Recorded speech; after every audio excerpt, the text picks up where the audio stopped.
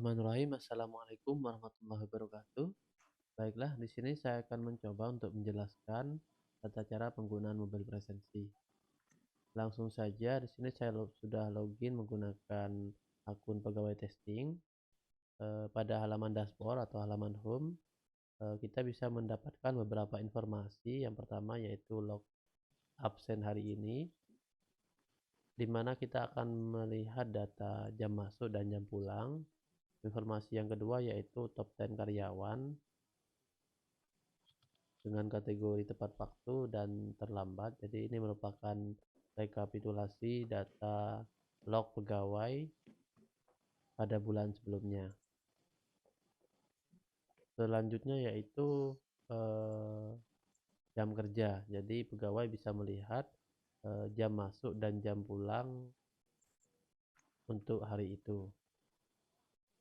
Dan selanjutnya informasi rekapitulasi kehadiran. Jadi di sini kita bisa melihat data izin, alfa, dinas, dan cuti pada bulan ini. Dan informasi terakhir yaitu informasi rekap keterlambatan.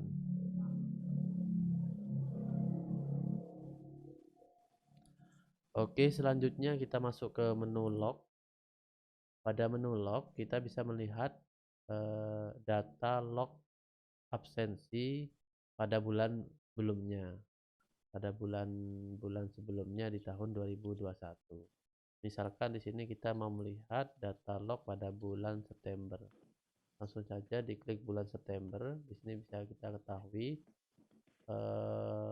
pada bulan ini kita belum ada absen, jadi keterangannya adalah alfa. Nah, apabila kita sudah berhasil absen, di sini kita bisa melihat history log. Jadi pada tanggal 20 bulan September kita absen masuknya tidak ada, sedangkan absen pulangnya jam 16.40 dan seterusnya. Jadi pegawai bisa mengetahui data log dia pada bulan yang ingin direview. Oke, kita kembali lagi pada menu yang lain. Menu selanjutnya yaitu menu kontak. Menu kontak itu berisi data kontak pegawai. Jadi dengan adanya menu ini, pegawai bisa saling mengetahui nomor telepon pegawai lainnya. Sehingga apabila nanti dibutuhkan untuk komunikasi, bisa langsung klik icon chat WA dan langsung akan mengarah ke nomor WA pegawai yang diinginkan. Dan untuk icon biru ini adalah icon telepon. Apabila kita klik bisa langsung menelpon nomor pegawai yang kita inginkan.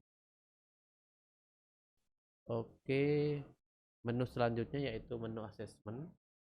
Untuk menu assessment ini fungsinya adalah untuk pelaporan kesehatan harian. Jadi setiap pegawai itu memiliki kewajiban untuk melapor kondisi kesehatannya. Fungsinya untuk pendataan atau asesmen apakah pegawai tersebut memiliki kategori risiko rendah, sedang, atau tinggi terdampak COVID atau terindikasi COVID.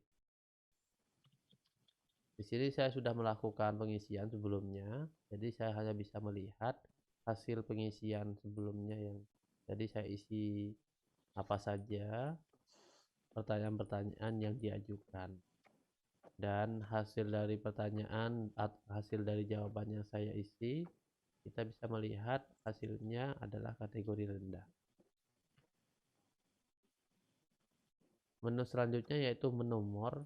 Untuk menomor sendiri terdapat beberapa submenu ya atau menu lainnya. Yang pertama yaitu menu permohonan, menu verifikasi, dan menu informasi.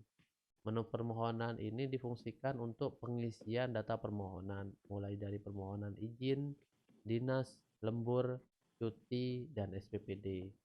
Dan untuk pengisiannya sendiri cukup pilih salah satu permohonan tersebut. Selanjutnya kita pilih icon tambah. Di sini cukup kita isikan, misalkan kita mau mengisi keluar kantor urusan pribadi, keterangannya apa, tanggalnya, tanggal mulai dan tanggal selesai. Apabila data sudah valid, kita klik simpan. Nah, permohonan ini selanjutnya akan diarahkan ke atasan terkait untuk diverifikasi apakah atasan terkait tersebut menyetujui permohonan tersebut atau tidak. Untuk permohonan lainnya juga sama, cukup caranya yaitu cukup pilih menu permohonan tersebut. Untuk menambahkan, klik icon tambah, isi data yang dibutuhkan dan simpan. Kurang lebih untuk permohonan seperti itu. Dan untuk menu verifikasi ini merupakan menu yang digunakan untuk memverifikasi permohonan yang telah dibuat oleh staf dari pegawai atau atasan tersebut. Misalkan saya sebagai atasan A, saya memiliki bawahan B dan C. Jadi ketika B dan C itu mengisi permohonan, maka permohonan tersebut akan mengarah ke saya untuk diverifikasi apakah permohonan tersebut akan saya approve atau saya reject. Untuk tata caranya cukup memilih salah satu menunya, dikarenakan di sini datanya masih kosong, jadi kita tidak bisa melakukan atau mengeksekusi data permohonan tersebut.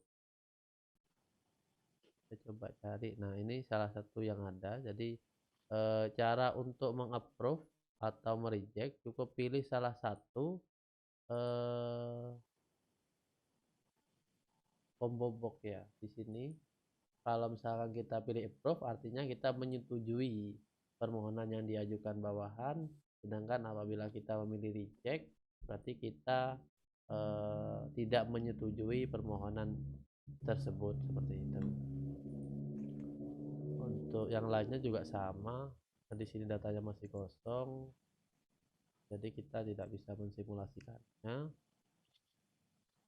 Oke, untuk menu selanjutnya yaitu menu informasi. Untuk menu informasi di sini kita bisa mendapatkan beberapa informasi. Yang pertama yaitu informasi hari libur. Kita langsung klik saja.